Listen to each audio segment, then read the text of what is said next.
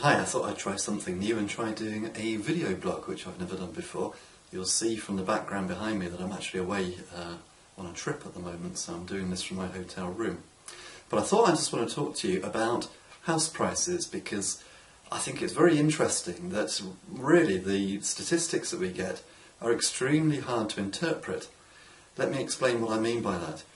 Just a couple of weeks ago, Nationwide came out with their figures saying that house prices in 2013 had gone up by about 8.7%, closely followed by Halifax, who came out and said that house prices went up by about 7.5% in 2013, which included a slight fall in December, which tangentially I thought was quite interesting that the press didn't really pick up on that. There's been a lot of talk recently about a bubble and how the housing market's getting out of control.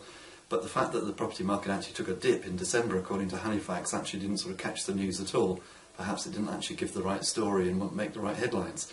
But anyway, moving on from that, I think it's quite interesting because, of course, all of these house price indices are based on averages, and the 8.7 that the Nationwide are reporting is an average across the whole country for all types of properties.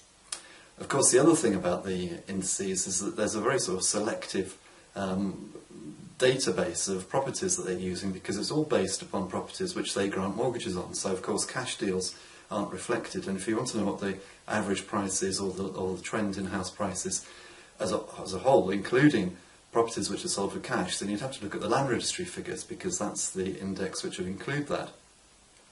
So, to a large extent, all of these indices are very artificial, and so you have to sort of look behind the scenes and sort of decide what you're trying to get out of the data. But of course, if you're comparing apples with apples, if you look at the Nationwide data over any length of time, then you will start to see trends, and that trend will be valid.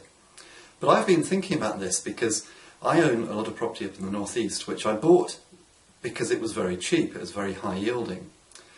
But the one thing which I've noticed with the indices is that it doesn't reflect just how volatile the market is at the bottom end. And this may apply to the top end, it may apply to other sectors, but I've noticed it particularly because I keep an eye on the value of my own properties, because I've got a certain amount of self-interest, as you can imagine. And when the crash came, the value of my properties actually fell very dramatically.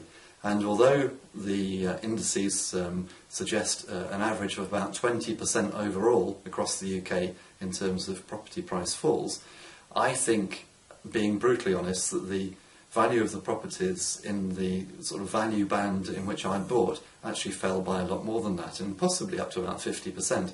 Truth is that it's the trough of the market, and probably for a period after the trough of the market, a lot of the properties were actually unsaleable, and technically, if you'd actually put them out to market, you might have got zero.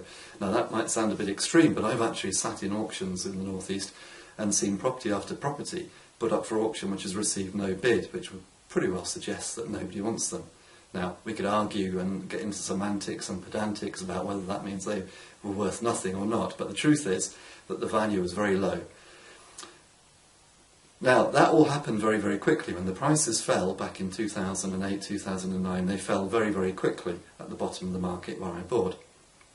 And I've been waiting in hope and expectancy that the values would recover. The market's cyclical. I can see that this recession has actually been a far worse recession than we've ever known in sort of living history, comparable only to the depression of the 1930s.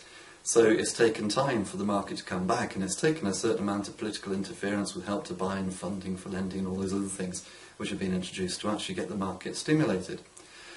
But we can see that in places like London, and spreading out from London, the market is now recovering, and I've been waiting for this to happen in the northeast. Now, my view has been that when prices start to recover, that prices at the bottom of the market will pick up very quickly again. And I've been expecting quite a big jump. Now, why do I say that? Well, for several reasons. Firstly, because the property values fell so much in the bottom. And remember, I'm just talking about the very bottom of the market, which is sort of where my properties are, in that bottom band of value. The values fell so much that I'm sure that most of them became unmortgageable, even if they're saleable. And so those properties wouldn't actually show in the Nationwide and the Halifax figures anyway. Also, because of the volatility, for the same reasons, the opposite reasons that they sort of fell very quickly, I could see that they'd actually come back very quickly as well. Partly because of the whole mortgage thing, that if you have a first-time buyer who wants to buy a property, it's going to be worth their while to actually offer, say, 50,000 to actually get a property which they can get a mortgage on, rather than to perhaps offer 40, which wouldn't actually attract a mortgage. So, for example, let me try and explain that a little more clearly. Supposing you have a property which, on the face of it, you could sell for 40,000, but it may be that the minimum value that the larger estate agent, building societies would look at might be, say, 50,000. I'm not quite sure what the figures are, I have to look into that. But by trying to buy it for 40,000, it may be that you're actually putting yourself in a position where you couldn't get a mortgage and you'd have to be a cash buyer. Well, that wouldn't help a lot of first-time buyers, and so it'd actually be in their interest to pay more for the property in order to get a mortgage.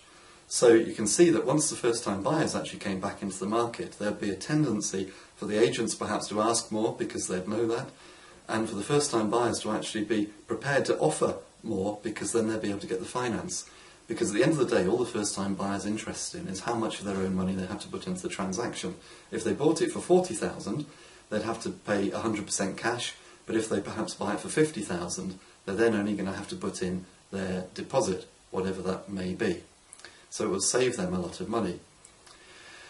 And this is exactly what I think we've seen happen. I've been watching properties for sale on Rightmove, for example, in my area, and 2 years ago there was a very wide range of values at the bottom of the market. You could go and find stuff which was on the market for 20,000, 30,000, 40,000, 45,000, 50,000, 60,000.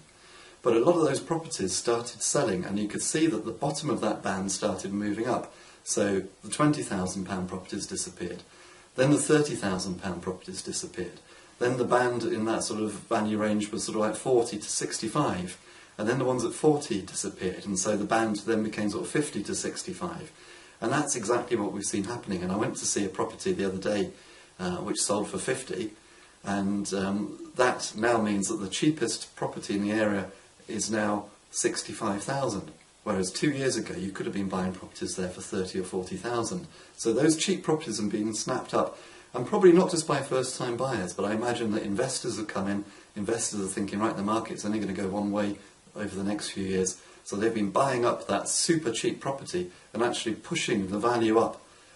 And that's happened very, very quickly, because you only need a dozen sales in an area to get rid of all the cheap property, and suddenly the agents are going to be saying to their clients when somebody wants to sell their property, well, do you know what, I think you ought to be trying to sell it at 65 or 70 now, because all the cheap ones have now gone, and the stock's not there, and the supply's not there, and the choice isn't there. And suddenly the whole thing's normalised again. The reason why I'm saying this, well, you wouldn't be able to pick this up from any of the indices, for the reasons that I said earlier. So I think it's quite interesting that you can look at average figures, we can look at all these figures which are sort of trumpeted around in the headlines and in the press, but actually they don't really tell us very much about what's really happening in the market, which is the market is actually much more volatile than perhaps these figures tend to suggest.